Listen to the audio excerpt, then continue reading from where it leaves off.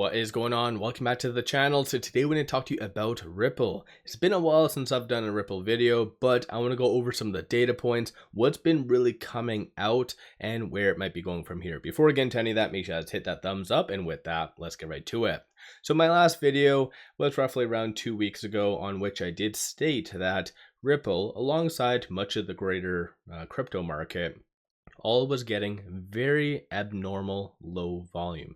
And so that does mean that essentially whenever the big whales want to exit, that will cause quite a pullback. And right now we are down 7.94%, and the scenario that I've been signaling as a warning is still there. So only 2.78 billion in volume over the last 24 hours.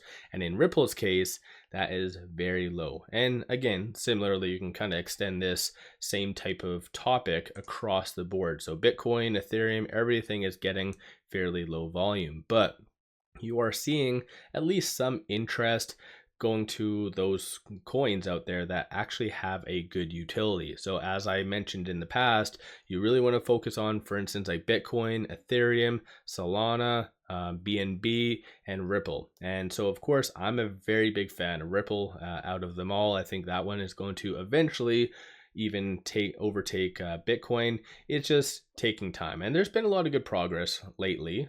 So we've seen this news that did come out saying that there's potential ETFs coming out, whether it be first to Brazil or to in the States, but I think in general, with the SEC switching hands, Gary stepping down in January, that did essentially open up the door for a lot of big changes. And even Robinhood, like SEC dropped their kind of investigation against Robinhood, which was fairly random if you ask me, but there's a lot of those types of scenarios that's playing out. So essentially meaning that the SEC might give the rubber stamp to Ripple. So even though you are seeing rather low volume, there's a lot of fear in the market right now, you could still see Ripple outperform. And as of right now, just to give you a quick overview, fear and greed index, so crypto is at 29, so under the fear category, meaning people's appetite for risk is not on the table. And even if we look back historically, we are not playing out the same scenario that happened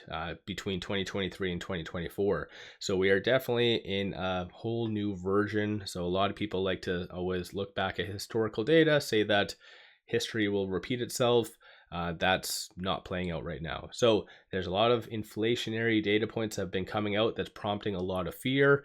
And as much as a lot of people like to think that crypto is the next big thing, if consumers' buying power is diminishing, then it's not going to go up, because ultimately you do need two things. You need just people's appetite for risk to be there, and consumers' buying power. Those two things will drive crypto to the moon. But as of right now, like I said, just both are kind of stuck in limbo.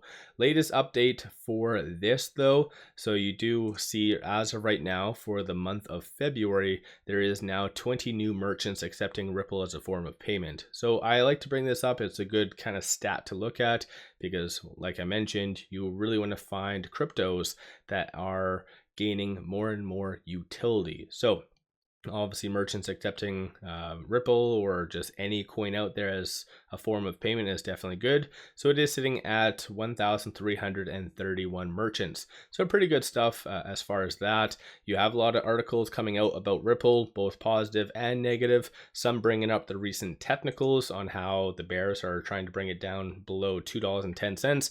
I'm going to go over the technicals and everything that you need to know for that. But going back over here for a second, Ripple is now once again fourth based on market cap. So regrettably, it did kind of lose out their number 3 position. But quickly looking here, you do see on the liquidations, this shows longs and shorts and who's liquidating. Lately, it has been longs. So even though the volume, like it's not whales exiting exactly, even yesterday there was 3.95 million longs closing out the position, and that's enough to obviously just bring the price down, right? Because if you're having lower volume, even that amount will obviously move it. The day prior though, what really killed it and killed the momentum did occur on the 23rd, and that was 37.69 million in longs. returning. So once again, I think it's just a hell of a lot of fear. People are trying to take profits. Even in comparison though, if you think about it, Ripple is still up 323% over the last 1 year. So a lot of people are still in the profit. So maybe there's that aspect. People just want to maybe be in cash or better opportunity costs elsewhere. I'm not really sure. So if you did sell out a Ripple or just other coins, what are you doing with the cash? Are you just sitting on the sidelines waiting for better opportunities to buy back in, or did you double down? So let me know your viewpoint on that. But with it at right now $2 and almost 30 cents, it is trading between these 2 points. So this S1 and this S2. 202 is going to be the next strong support. Then 233 is going to be that next strong target / resistance, followed by 283. So as of right now, you really want to watch for it to get above that 233, most likely in the next at least 12 hours, if you're going to see any sort of recovery, which it is fair to assume that it will occur. But most likely at least for the foreseeable future, it will trade between this pivot and this S1. That's just my prediction, of course. We do have a lot of big data points coming out. We have GDP and also PCE on Thursday and Friday, NVIDIA earnings. So that could really shift the whole market sentiment away from the fear associated to inflation to more optimistic. So meaning this would change like a light switch. So the fear and greed index would easily move to the neutral category, if not potentially the low end of the greed, really pushing a lot of cryptos higher. On the actual chart itself though, I have the 50, 100 day moving averages, ALMA, super trend, and stochastic RSI. So it is rather oversold given the circumstances of everything.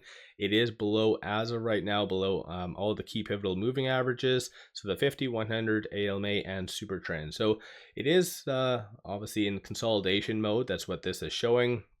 Side note, I'm looking at the 1 day chart. It's always good to look at different versions of it. So the 4 hour, 1 hour, everything feeds into one another. So looking at the 4 hour, which again feeds into the 1 day, this is what is that prompting the kind of breakdown. And so as of right now, it is oversold. So yeah, it could be easily just bought up. We'll just have to wait and see what does happen from that. But with generally low volume, it's kind of in a sticky scenario. So like I said, I think there will be a recovery. You won't be seeing any crazy new highs, but most likely it'll kind of get back in this range right here. So in the short term, just watch for that 238. So that's that ALMA. So again, I'm looking at the 4 hour chart as well. So 4 hour typically gives you a good overview of what might be coming, at least in like a 1 day. The 1 day chart looks good for at least about like 3 or 4 days out, and then the 1 hour is pretty much just good for a short term. But this is where you're starting to see a little bit of a recovery in this regard. So yeah, honestly, the technicals don't look all that great. It does personally feel that it will kind of get bought up a little bit, but the fear will definitely keep it suppressed for at least until one of those catalysts do come out. So GDP was either Thursday, Friday, or potentially after hours on Wednesday. So I think it's just consolidation. If you do believe that this is an overreaction, then definitely buy the dip. But like I said, I think if the data points on those days do turn out to be negative, then this is where you could see a little bit of a further pullback to this S2, which is at $2.02. So let me know your viewpoint on Ripple. Are you buying the dip? Are you selling? What's your general thoughts on all that? Don't forget to hit that thumbs up and subscribe. I always greatly appreciate that. And with all that, appreciate you watching.